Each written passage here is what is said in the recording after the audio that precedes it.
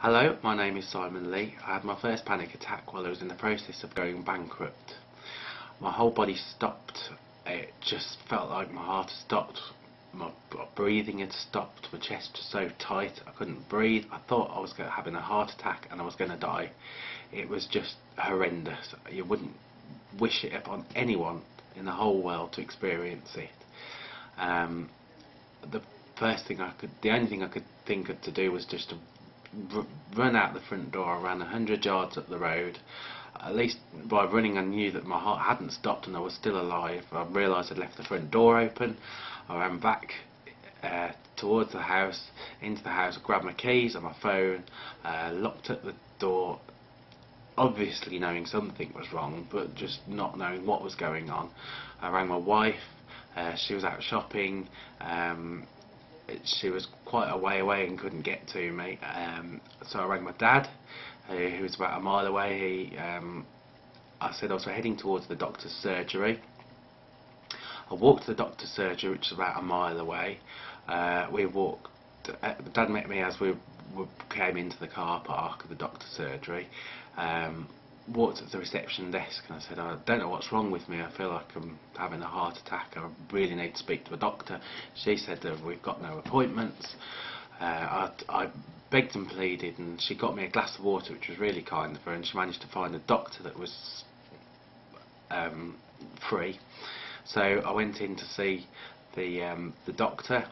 I explained to him what had happened and my circumstances, and then he said, it sounds like you're having a panic attack, which of course, just to be told that you weren't either going insane or you weren't going to die was actually quite relieving itself, and I sort of calmed down a bit from that. My dad took me home. The doctor suggested just to lie down and rest, basically, so Dad took me home. I cancelled my work for the rest of the day. I lay down in bed for the rest of the day and calmed down. It was quite a horrible experience.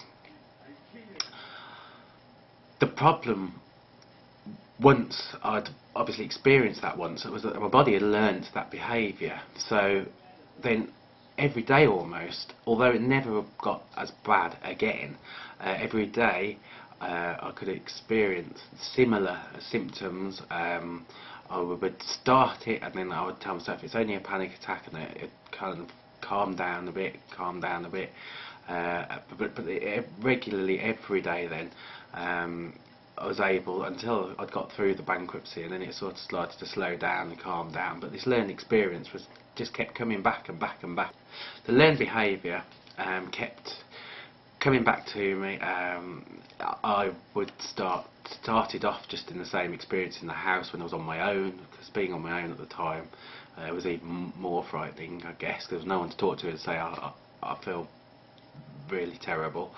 Then it started to creep into things like if I went to shopping, if I was on my own, if I was in the car, sometimes even in the pub with my friends, because I really hadn't been able to explain to them and no one understood how I felt.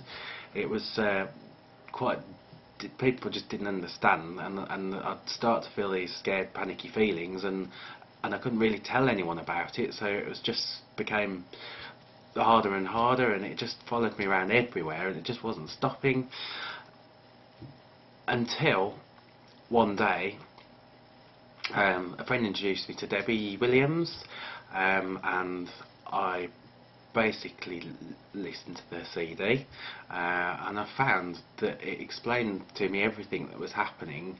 Another thing that happened to me, which you can find out about in this website in another place, is that I was having horrible thoughts and nasty thoughts about my kids, my family and my wife and other people, and just things that just weren't even sane to be thinking, would just pop into my mind, which I later learned from Debbie that these were a form of OCD, whereby your brain, you think of something horrible that could happen, and then your brain in its absolute brilliance shows you the pictures of that happening, and that was just horrible, but it was also related to the panic attacks. And once I listened to the panic attacks CD, and once I'd calmed the panic attacks down, then the OCDs went, and my whole life has just become an enormously more